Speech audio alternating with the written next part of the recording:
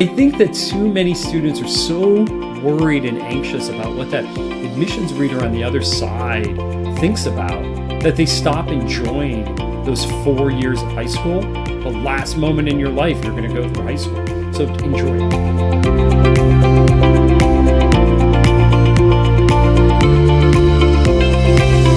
Hi, my name is Karina Macosko from academicinfluence.com, and I am here with Jeff Selingo, who is a college admissions expert. And Jeff, I wanted to know, just give us a brief rundown of your recipe for a great college application. So it really should tell a story about you and why you want to go to that specific university. I think part of the problem right now is that students are applying to 8 or 10 or 12 schools every year. They're putting all their essays and all their thoughts into one big Google Doc and then just cutting and pasting into different applications. But rather, the story should tell the institution about why they should accept you to that specific institution. And because every college and university has different priorities in their admissions process, you should be telling the story that matters to them. Right, thank you. And I feel like as a high schooler, all anybody can think about is college and college admissions. But do you think on the application there's parts that they look at a lot more than the other parts? Oh, there's definitely, they look at some parts more than others. And the biggest part that they look at is your high school transcript. As I talk about in the book, it's something that's kind of baked well before you even start the college application, right? Think about it. The courses you're taking as a junior or senior were started really when you were in 8th or 9th grade and took those prereqs that were required. And your grades in sophomore year count just as much as your grades in junior year and senior year. So a lot of those things you now have no control over once you start applying as a senior matter the most. And that's grades and high school transcript, your courses, the courses you took. Those matter more than anything else in that application. So you think that grades are the #1 deciding factor for who gets in and who doesn't? It's not the only deciding factor, and that's important, right? These are a holistic process. They're looking at many different aspects of the application. And in fact, I talk in the book about a student at Emory who had a 1590 on the SAT, so almost a perfect SAT, ranked 3rd in her class of more than 1,000 kids, and was still denied because she didn't do anything else. And she didn't really have much of an essay, right? So all these other factors still contribute, but they don't even start looking at you, basically, unless you have those grades and high school curriculum. Right. And so apart from grades, what do you think is probably the second most important thing you should focus on? Is it clubs, sports, volunteering? What is it?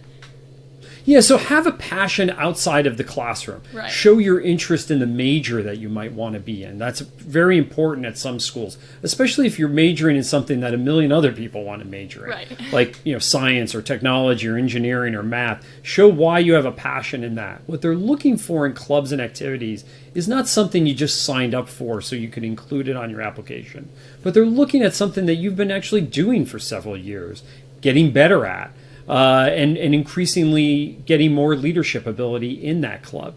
It doesn't mean you have to be the president of every club, but you can't just say, well, I'm going to try student government sophomore year, and I'm going to try the chess club junior year, and I'm going to start ice hockey in my senior year. They're not looking for students who just try everything, but really don't dedicate themselves to anything. Okay, and do you think it's more impressive to do a ton of clubs or to focus on a sport or to really get out in the community and volunteer? Like, which activity would you say to put your time into? I mean, there's no one activity that rises above the best, but again, they're looking for some deep commitment that you're getting better at it and that you're learning from it. What they're really looking for is to make sure that you haven't peaked in high school. Right. They want to see that when you get to college, you're still willing to learn. So that idea of a growth mindset is really interesting to them in terms of looking at your application. And how would somebody show this growth mindset and show that they didn't peak in high school?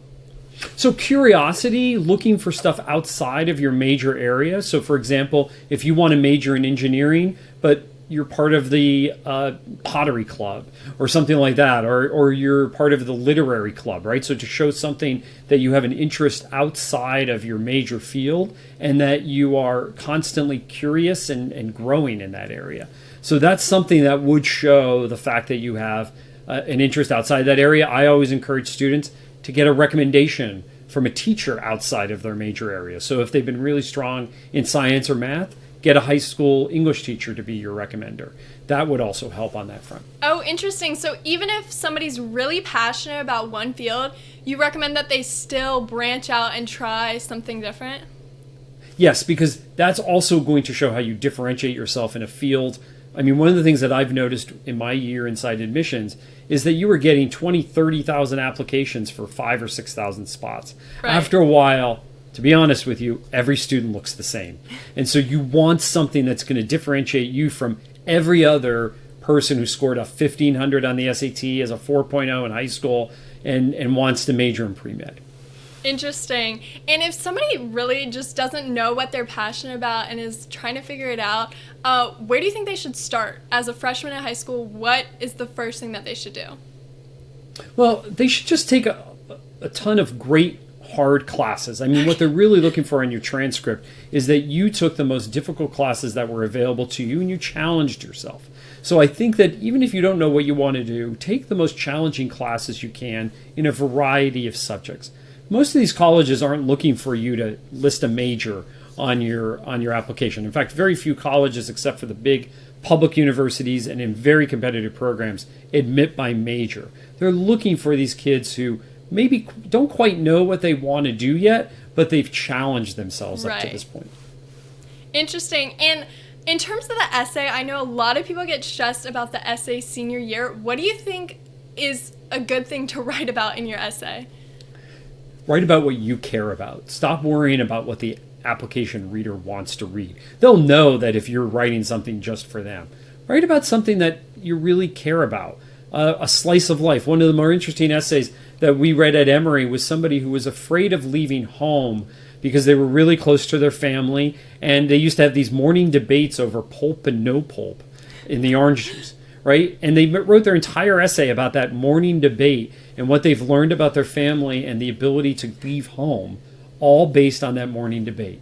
Again, don't try to squeeze 18 years of your life into a couple hundred words. Wow. So do you think it matters more what you write about or how you write about it?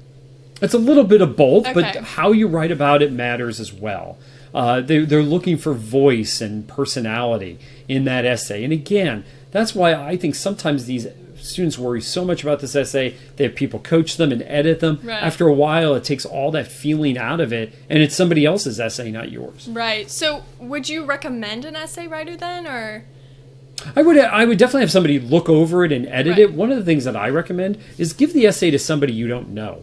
Maybe give it to your parent, and they could give it to somebody that they work with, and ask them to read it and say, what do you get from this? Like, who is this person writing this? And if that describes you, then you hit it on the head, the nail on the head. If you didn't, start over.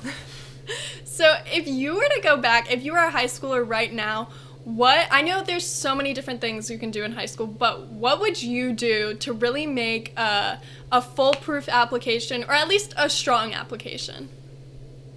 I probably would have, if I had to do it all over again, I would have taken more difficult classes in high school. I would have probably focused a little bit more on my senior level grades as well. I think that sometimes they're looking for students whose grades are either consistent or on the upswing. They're not looking for grades that go all over the place, and they're definitely not looking for grades on the downswing. Right. But then I also just would have enjoyed myself. Again, I think that, and I did in high school, but I think that too many students are so worried and anxious about what that admissions reader on the other side thinks about that they stop enjoying those 4 years of high school, the last moment in your life you're going to go through high school. So enjoy it.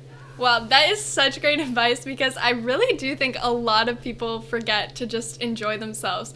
So thank you so much for taking the time to talk with me. I really learned a lot, and this is such a big topic because everybody's thinking about college admissions at this point.